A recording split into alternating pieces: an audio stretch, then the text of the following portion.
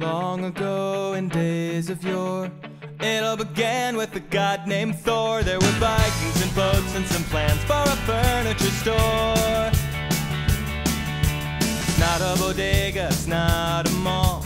This hill thanks for apartments smaller than mine, as if there were apartments smaller than mine.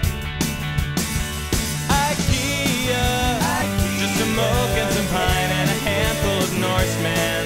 IKEA, selling furniture for college kids and divorced men.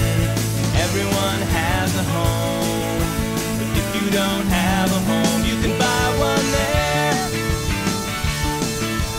Rent a car or take the bus, lay your cash down and put your trust in the land where the furniture folds to a much smaller size.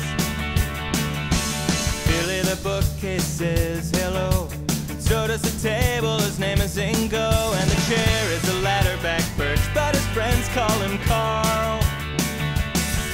IKEA, just a moke and some pine and a handful of Norsemen. IKEA, selling furniture for college kids and divorced men. Everyone has a home, but if you...